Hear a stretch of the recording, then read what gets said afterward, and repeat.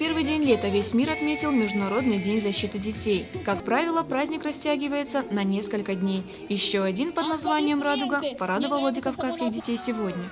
Маленьких посетителей разделили на команды. Кто-то предпочел взять мел и живописно раскрасить асфальт. Те, кто поспортивнее, приняли участие в марафоне «Веселые старты». Остальные же соревновались в литературной викторине «Мой Пушкин». Я хочу нарисовать монстра-собаку, рыбу. Сделать хвостик водный. И вот столько лапок. Разноцветие сегодняшнего дня подарило не только хорошее настроение, но и незабываемое ощущение праздника. Не обошлось и без подарков и бесплатного мороженого. Помимо этого для ребят подготовили настоящий праздничный концерт с участием Дома детского творчества «Отца МАЗ».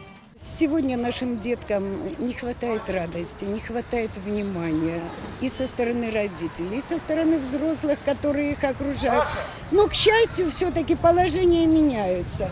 Очень радует. Сегодня пришло много площадок, детские площадки, где детки будут заняты. Организаторы сегодняшних мероприятий старались уделить внимание каждому ребенку, ведь День защиты детей не только один из самых радостных праздников для детворы, но и повод напомнить взрослым о том, что дети нуждаются в их постоянной заботе и защите. Тома Валиева, Фатима Дзываева, Алла Венедиктова, Осетия ТВ.